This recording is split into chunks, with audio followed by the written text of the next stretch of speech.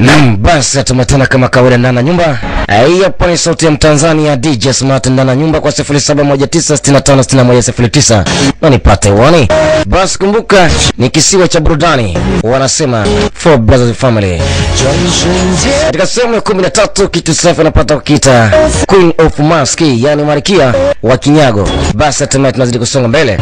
Baada ya kuwa tumeweza kuimaliza sehemu ya 12, wakati ambao mtoto wa kike aliweza kusikia kauli ya Mkari. Mkari anapata kumuita Zo kwamba yeye ni ndugu, anampenda kama ndugu. Yaani uhusiano wa kimapenzi uko kwa upande pili mtoto wa kike ambaye anapata kuitwa Ria. Lakini basi tumeweza kumwona Lia tayari waweza kukasirika kwa sababu tu ya kuwa karibu na yule binti mwingine. Tatizo liko hapo. Basi hiyo ni sehemu ya 12 tuweza kuimaliza, hatimaye na kusogeza katika sehemu ya 13. Basi zidi kusonga mbele. Gongo hiki hapa na kita Queen of Maski. Mungu nakipata ndani ya jiji la Mwanza, gwiji la kupika mambo, Mwita Home Video Center pande zile za Mwanza. 0754322069. Hatimaye basi najipata viungo safi zaidi. Ila bila kusahau kiwa cha manze mwingine. Kumbuka ni kwa Mkari, Mwita Blessing yupo pale mkabala na Comfort Bar. Mambo yanakuwa mazuri ukifika pale. Tuna DJ Light hatimaye basi atakusababishia. Hii hapa inaitwaje? Kigongo hiki kinaitwaje? Basi ni Queen of Maski, yani Malkia wa Kinyago. Hatimaye basi karibu katika sehemu ya 13 hapa. Tunaanza pale ambapo jamaa alikuwa anaongea na binti.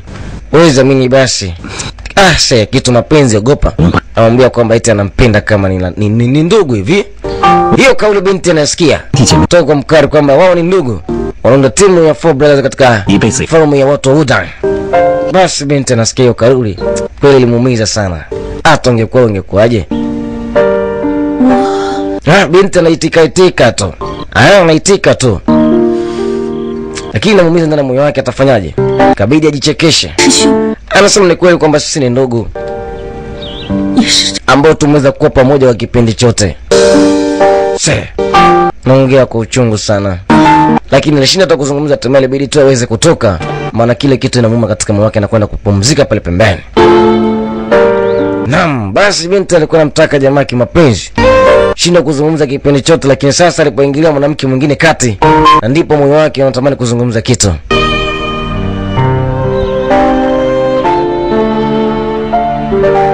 Hatimaye basi Zuri bidi aweze kuondoka na kumwacha binti. Lakini basi baada kuwa ameweza kuondoka pande ule, naye kitu mapenzi ogopa, naye pia kuja katika hii sehemu akaanza kumfikiria binti ile. Kio mshika ile kengele yake. Usingizi au uji unaambiwa. Hapo hakuna usingizi. Kana kufikiria sana kwa hapana.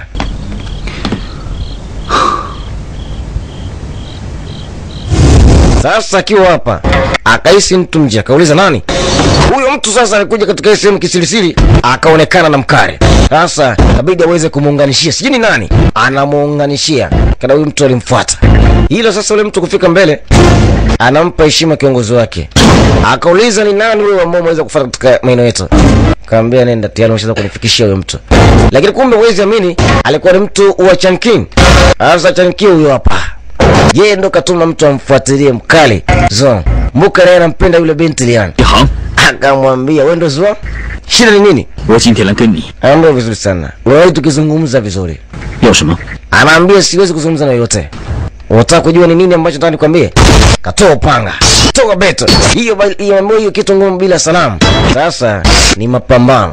Sijui ni wivu wa mapenzi ama tu ni juu ya vikundi viwili tofauti ama falme mbili tofauti. Hatimaye kikanuka. Lakini kumbuka hao wote wanampenda binti mmoja.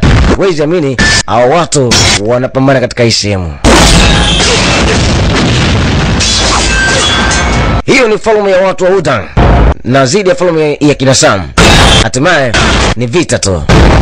Sasa kaingilia kati mwenye Mkari binti. Yala kaka katikati. Zuia panga ya huyu jamaa Chankin.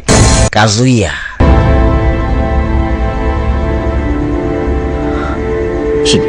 Akasema Lia,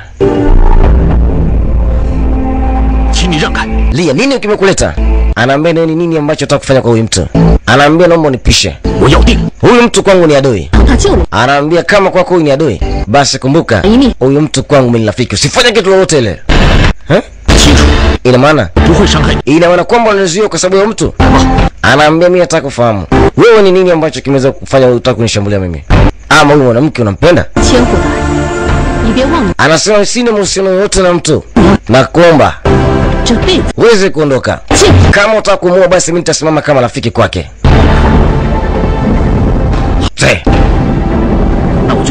Ambia ukweli ni kwamba wewe unampenda yule mtu, si ndio? Jamaa kwa kabidi hawezi kuondoka. Lakini sasa Zuena kajiuliza sana. Jiuliza sana huyo mtu ina maana alikuja kuniua kwa sababu ya nani? Binti ama kuna kipi kingine kinaendelea? Kamgeukia huyo binti. Akamuuliza vipi? Ina maana huyo mtu unafahamiana naye?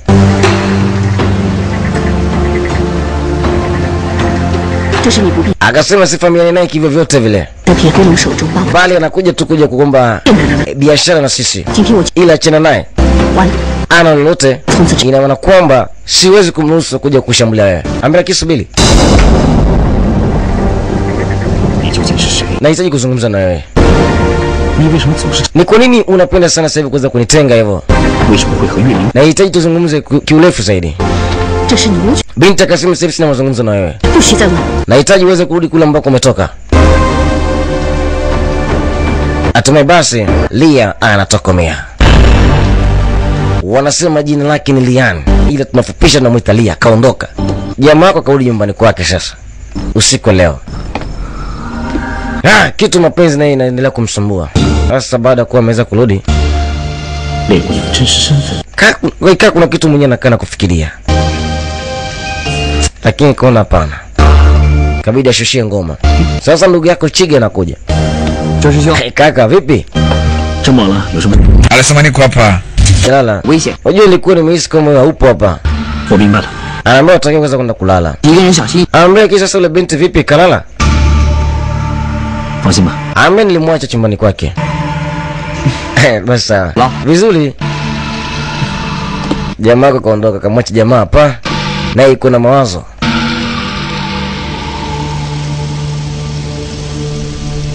Basi hatimaye ilikuwa nyakati za usiku, hapa asubuhi imeingia. Sasa Chigi yuko na binti zangu. Wanaonekana kama kuna sehemu anaelekea. Uliza wapi na mmea ni huko. Sasa inaonekana kwamba alifika katika ile eneo, sijui kuna kitu gani anakuja kuangalia. Lakini hapa sasa unakaa kuna mawe. Kabidi aweze kuyapanga, kasogeza pembeni kuna alama fulani aweze kuzishuhudia. Sasa hizi alama sijui ziko zina maana gani. Lakini kwamba inaonekana kwamba lazima utakuwa kuna kitu unakihitaji wenyewe. Mimi nimekuelewa. Unajua katika watu ambao ni wajanja sana wewe ni mmoja wapo. Yote ni kwa sababu ni mwanamke. Lakini sasa ni kwa nini wakati wote tunakuwa na mawazo sana kuhusu yule mtu? Ambia tuache haya. Ambia sawa. Sasa katika msitu huo kuna vikosi na vishuhudia. Kabidi uanze kuzama pembeni. Ila vikosi hivi ni vya wale wasichana wavaa kinyago. Yaani kikosi cha Malkia. Wapo hapo msituni basi unaambiwa. Sasa ukishangaa kikosi kinaenda wapi? Anaambia kikosi cha wale wavaa kinyago. Anasema tutabidi tuweze kukifuatilia. Ambia sasa lakini unaenda wapi? Ambia inabidi tufuatilie nyuma nyuma. Ambia lakini uisi kama itakuwa hatari. Ambia unaogopa? Utaki kuweza kuogopa sawa? Kama unaogopa wewe baki hapo. Binti anakifuatilia kile kikosi. Taratibu kwa nyuma basi binti anakaa kufuatilia. Wako na msafara tujua hapo unaelekea. Lakini hao ndio wale wanavaa kinyago. Hatimaye wakaja kukutana katika hii sehemu sasa. Naye Zhang bidi atulie hapa natazama. Kana kwamba hao wanapeana majukumu. Anambia sawa. Ungana vikosi viwili hatimaye kae na kimoja. Kajulia sasa utakuwa unaenda wapi hawa? Anaambia lazima nibidi kuwafuatilia uweze kufahamu kweli wao. Sasa katoa panga. Hiyo hapo kaandika kitu hapa chini. Kile moja kama kuna kitu ameweza kifahamu. Sasa baada ya kuandika akaacha alama. Alama fulani kaiacha lakini sasa jamaa wako Chige anakuja nyuma. Anamuita Zhang. Akauliza nini shida? Anaambia nimeona binti ameweza kuingia kule msituni. Akauliza nini ambacho kimeweza kumpeleka kule? Hebu tu tukamwangalie. Sasa katiwa tunapata kushuhudia katika timu hii hapo ya wavaa kinyago. Kwa siku leo. Binti alikuwa anafuatilia nyuma. Na ndipo katiwa anaingia sasa Malkia mvaa kinyago. Huyo hapo. Aha. Mama Ngwasu Malingia. Kampa heshima yake Malkia. Leo ndo Malkia yuko hapa anamshuhudia sasa binti hapa. Anaambia vizuri sana. Shangazi naye yuko hapa hapa. Ina maana basi Malkia huyo leo ndo yule mwenyewe ambaye ni Lian.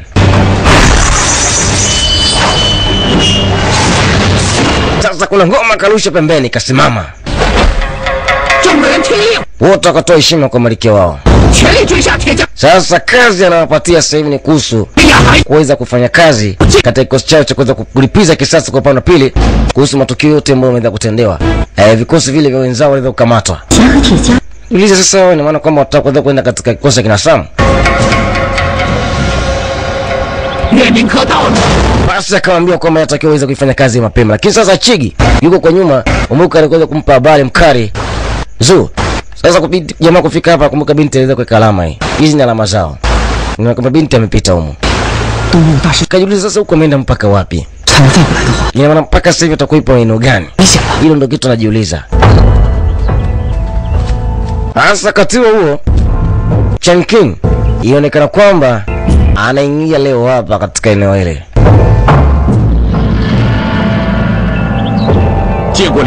Kampa heshima Malkia. Akamwambia kwamba sisi siku zote waga tunafanya kazi, si biashara. Hatuna biashara yote ambayo sisi tunataka tuifanye. Ambia maana kwamba umegelisha.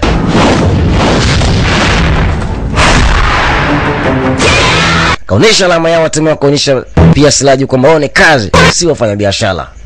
Naona kitu. Mimi nimekuelewa Malkia. Mimi niko tayari pia hata kujiunga na nyinyi. Anaambia sisi katika kikosi chetu waga atuwaunge wanaume. Sawa? Na kama wewe utakuingia katika kikosi chetu, basi itabidi uweze kujitolea kufa. Uko tayari? Anaambia haina shida Malkia. Mimi niko tayari. Pia kuna kazi nataka niweze kukutuma. Nataka uende katika vikosi vya kina Sam. Uko tayari kuweza kupeleka hiyo habari? Yote nasikia zangu. Kapata umbea sasa. Kata kuondoka kuna kitu kanyaga. Malkia kaisi. Sasa kaonekana hatimaye anamfuatilia. Haya sasa inabidi ajitetee faster tu. Ila sivyo kwa makini anaweza kukamatwa katika eneo. Anajitetea zangu. Kapata siri katika eneo. Hiyo siri itaki kuvuja. Sasa kufika hapa hatimaye kazimwa. Kazimwa. Sasa hizi alama jamani zishuhudia. Sasa hii alama baada ya kuweza kuishuhudia ina maana kwamba huyu binti atakuwa muongoza eneo hili. Kaulizwa huyu mzee, ina maana katika eneo kuna sehemu yote iko wanakaa watu wanaambia ndio. Ni nani ambao wanakaa katika eneo? Kwa sababu kuna rafiki yangu ameweza kuongoza maeneo haya. Sijui nani anakaa. Anasema unakaa hapa ni wale ambao wanavaa kinyago. Sasa kamwambia wanavaa kinyago. Chiga yupo huko. Hasa ndipo anaweza kumkuta rafiki yake. Binti amekamatwa. Anasema Malkia, huyu binti anaweza kuwa anatusikiliza mambo yetu tulikuwa tunazungumza katika eneo. Si watu mfanye kitu gani? Yako na siri zetu zote. Asa kumbuka Lia yako na anamkumbuka binti Siku moja anaweza kurusha zana hiyo hapo. Akamkumbuka.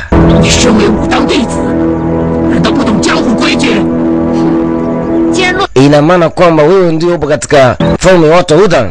Anaambia mfalme, yaani Malkia huyu kweli upo katika falme ya Udang. Hao ndio wameweza kutufanyia sisi mambo kama pale pale. Sasa kuna mkara kaingizana. Si mwingine. Zuan.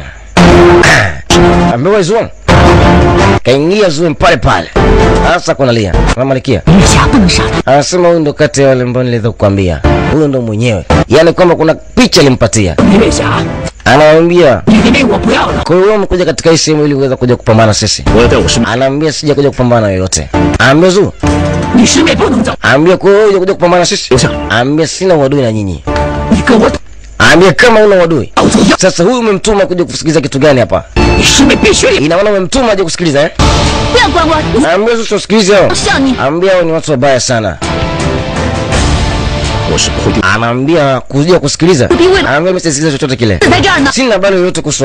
Anaambia kimya kwanza. Tunataka tuweze kuzungumza. Anasema sina mpango wa kuzungumza na mtu yoyote katika eneo. Yule ambaye ako na asili yetu sisi tumwache, tunamuua ili kuweza kuondoa asili. Hatutaweza kumwacha mtu yote. Anaambia sitoweza pia mikuruhusu kumuua huyo binti. anapinga, huwezi kuruhusu binti auawe.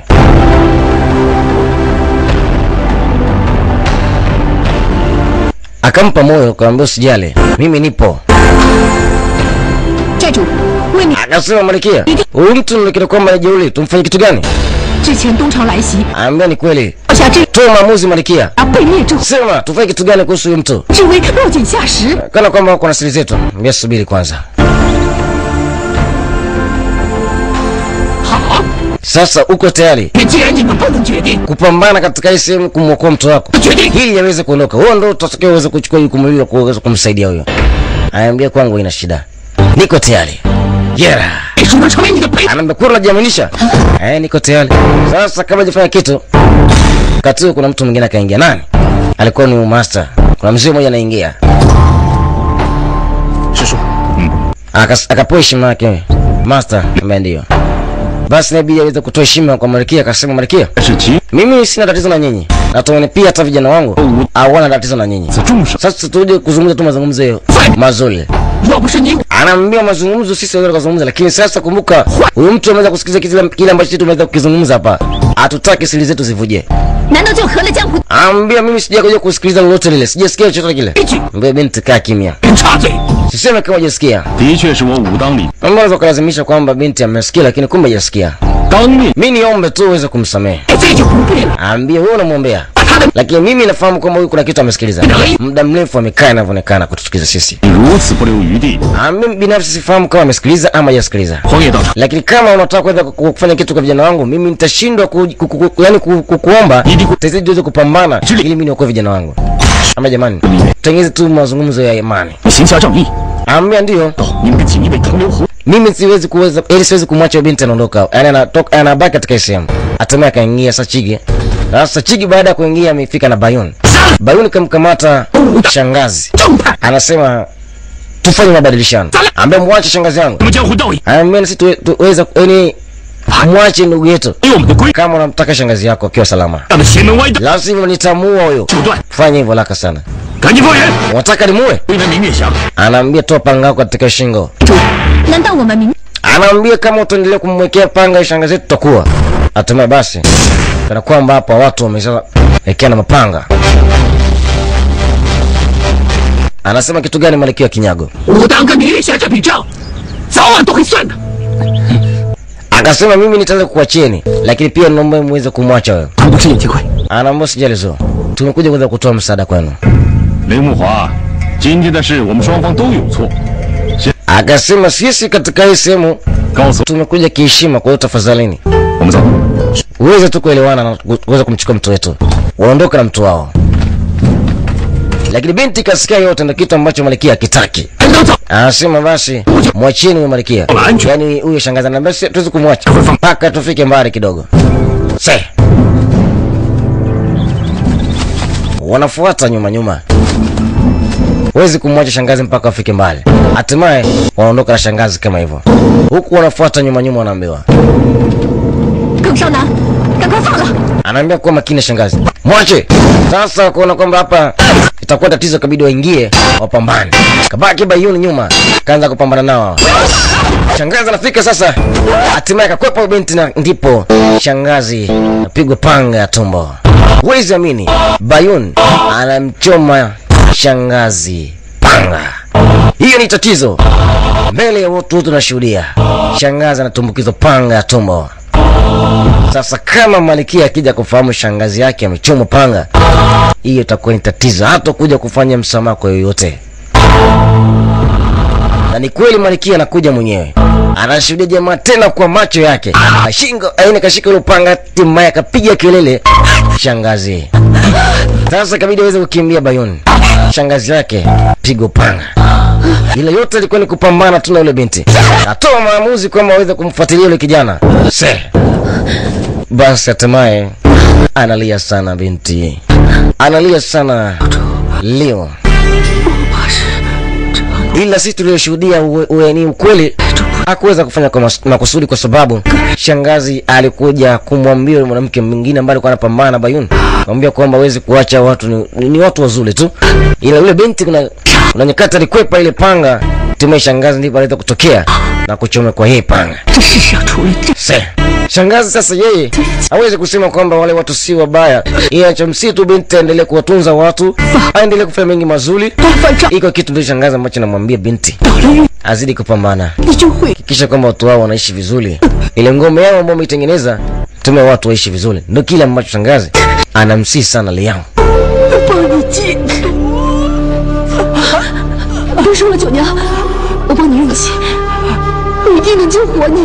Ambe shangazi usiniache na kuondoka.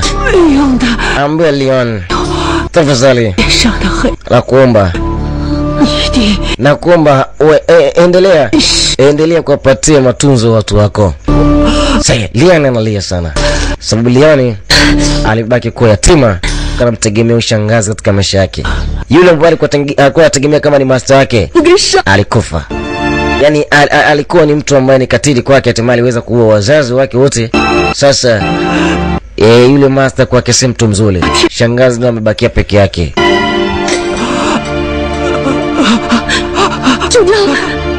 Binti anasema shangazi usiniache.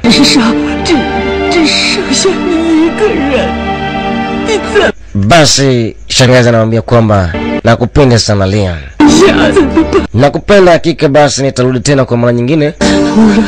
Anamwambia na pia hakikisha kwamba timu inakuwa na nguvu katika maisha yetu yote, tunakuwa tunapata ulinzi. Nataka uweze kuniahidi kitu kama hicho Leon. Asema kwa hiki ambacho shangazi yangu amekufanyia hakika, basi mimi sitaweza kumwacha. Anamwambia pana simaanishi hivyo. Takiwa uweze kulinda watu wako. Sitaki uweze kulipa kisasi kwa mtu ambaye ameweza kunifanyia mimi kitu kama hicho. Wewe unatakiwa uweze kulinda watu wako.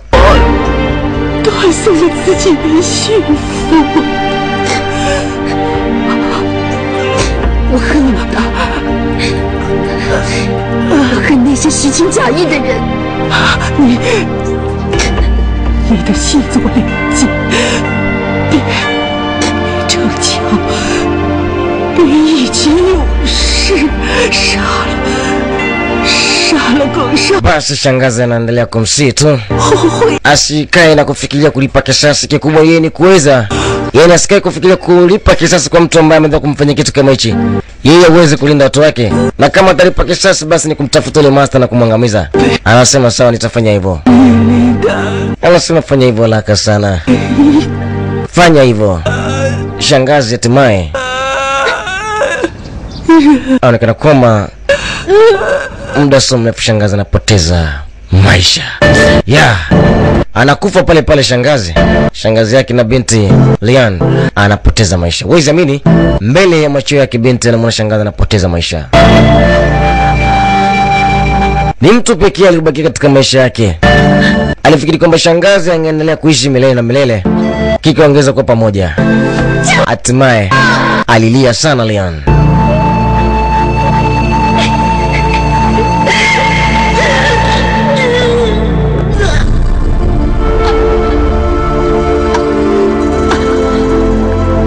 Binti alilia sana, wezi amini, kapiga ukunga wa nguvu.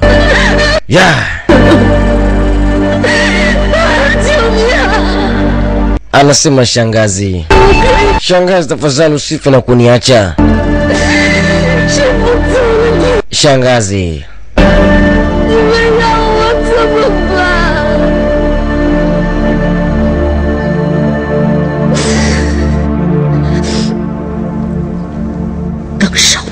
anasema sitomwacha hata mmoja. Lazima nilipize kisasi kifo chako shangazi. Nitaua wote. Hiko ni kiapo cha binti, wezi amini. Unaambiwa basi anasema lazima alipe kisasi. Hatimaye kavalia mavazi ya kimalikia. Yule mwenye kuvaa maski.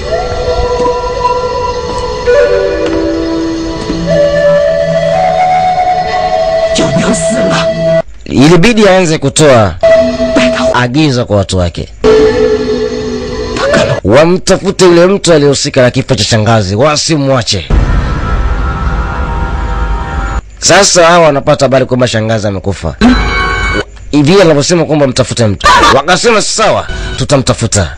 Katuo huo wanaleta habari kwamba yule mtu amemkosa. 听我命令。 Kwa nini mmemkosa? Hakikisheni kwamba yule mtu mnampata na tunamwangamiza. Shangazi yetu ameenda kufa katika eneo. Lazima tuweze kumwangamiza. Wako tayari. Wako tayari.